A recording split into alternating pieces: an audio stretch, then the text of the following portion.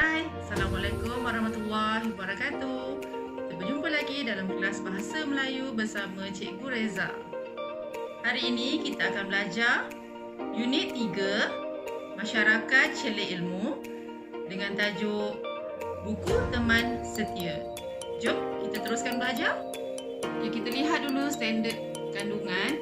Standard kandungannya ialah mendengar dan memberikan respon semasa berkomunikasi dalam situasi formal dan tidak formal. Manakala standard pembelajaran 1.1.3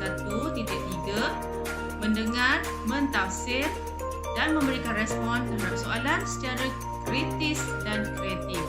Objektif pembelajaran kita pula pada hari ini, pada akhir pembelajaran, murid dapat memberikan satu respon terhadap soalan secara kritis dan kreatif dengan baik dan bertata susila. Kriteria kejayaannya pula, murid dapat melakonkan dialog, memberikan respon terhadap soalan dan menulis perbualan dengan format yang betul. Baik, sekarang kita rujuk buku teks halaman 13. Okey, lihat pada yang berwarna kuning tu itu adalah fokus kita hari ini, iaitu kemahiran mendengar dan bertutur. Okey, kita teruskan dengan membaca petikan dan bertajuk Buku Teman Setia. Afifi, Kaijun dan Tinesh ke Pesta Buku Antarabangsa Kuala Lumpur. Mereka terpandang iklan tentang pengiktirafan Kuala Lumpur sebagai Ibu Kota Dunia 2020. Ibu Kota Buku Dunia ialah pengiktirafan oleh UNESCO kepada bandaraya yang aktif dalam aktiviti pembukuan. Okey, ini bermaksud Kuala Lumpur telah mendapat pengiktirafan daripada UNESCO. Kenapa? Sebab Kuala Lumpur adalah satu bandaraya yang aktif dengan aktiviti pembukuan. Maksudnya banyak menggunakan buku. Sebab itulah Kuala Lumpur mendapat pengiktirafan daripada UNESCO. Kita teruskan dengan aktiviti yang akan dijalankan. Antara aktiviti yang akan dijalankan ialah Dekad Membaca Kebangsaan 2021 hingga 2030. Maknanya kat situ adalah sejangka masa yang panjang. Itu sasarannya. Antara tahun 2021 hingga 2030. Kemudian kempen membaca kepada pengguna tren. Maksudnya sesiapa yang menggunakan tren ataupun kereta api, mereka digalakkan untuk membaca. Sementara nak sampai ke destinasi itu, mereka digalakkan untuk membaca. Bukan untuk saja ataupun tidur ke kan. Jadi sekurang-kurangnya masa yang ada tu diisi dengan membaca. Seterusnya aktiviti pembinaan pusat membaca di setiap pusat perumahan rakyat. Maknanya di sini setiap kawasan perumahan akan disediakan satu pusat membaca. Contohnya macam pusat sumber supaya penduduk di situ mudah untuk mendapatkan bahan bacaan. Mereka tidak perlu pergi ke perpustakaan yang jauh, yang memerlukan masa untuk ke sana kan. Jadi agak sukarlah untuk mereka mendapatkan maklumat ataupun bahan bacaan. Bila adanya pembinaan pusat sumber di kawasan yang berdekatan, maka mereka mudah untuk mengakses bahan maklumat. Seterusnya capaian digital untuk golongan kurang upaya. Sebelum tu kamu kena tahu dulu apakah capaian digital. Capaian digital ialah, kalau dah ikut kamus pelajar edisi 2, capaian itu bermaksud proses memasuki ruang simpanan untuk menyimpan atau memperoleh kembali data dalam komputer. Apa tu senang katalah sekarang ni awak tak sebutlah capaian ke apa sekarang awak gunakan perkataan akses. Senang nak akses. Maksudnya capaian tu kita senanglah untuk mendapatkan maklumat. Capaian digital. Digital ni lebih kepada data lah, data digital. Dan ia perlu diakses melalui gadget seperti telefon pintar, laptop, komputer dan sebagainya lah. Jadi golongan kurang upaya seperti mana kita tahu adalah golongan yang mempunyai kelemahan fizikal. mungkin dari segi dia, dari segi kognitif, mungkin dari segi kesihatan mental dia, dari segi intelektual dia. Okey, maknanya dia tidak seperti orang yang normal. Jadi mungkin kehilangan upaya ini adalah sejak dari kecil ataupun bukannya dari kecil lah. Jadi dengan adanya capaian digital untuk golongan kurang upaya ni, maka mereka mudahlah untuk mendapatkan maklumat. Contohnya, kalau orang yang mungkin kehilangan kaki, kan, adalah sukar untuk mereka pergi berjalan jauh untuk dapatkan bahan bacaan, kan.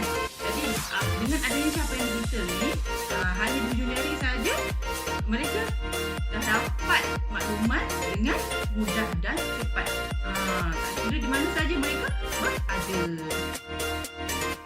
Okey, kita lihat pula pada slogannya. Slogan program ini ialah KL Baca Menyantuni Masyarakat Melalui Pembacaan.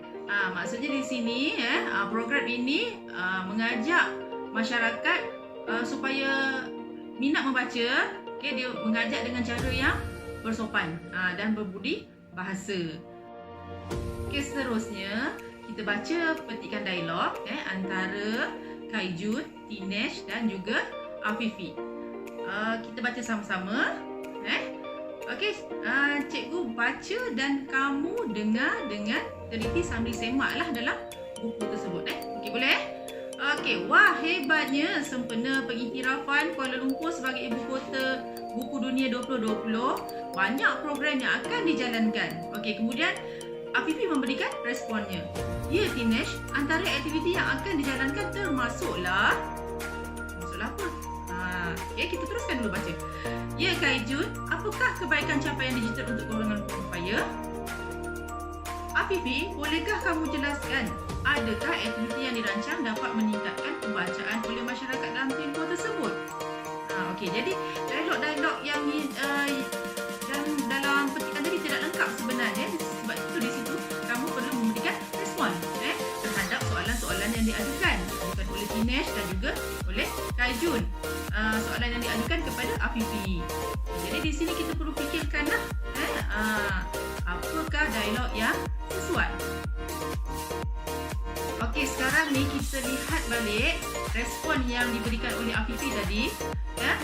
Ya, Tinesh, antara aktiviti yang akan dijalankan termasuklah apa?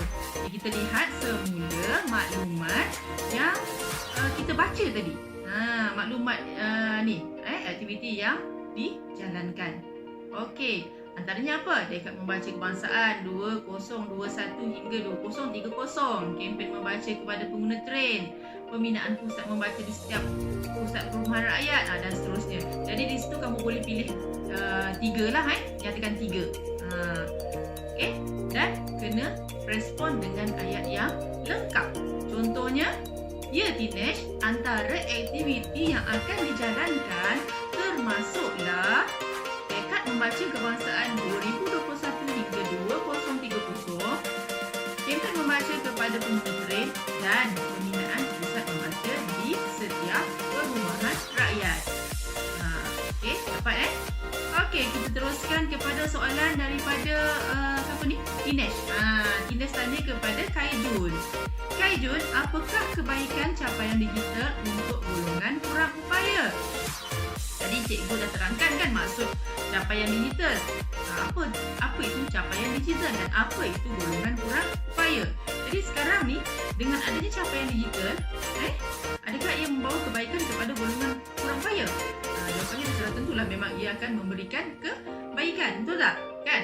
Okey, jadi apa agaknya yang Kaijun akan respon?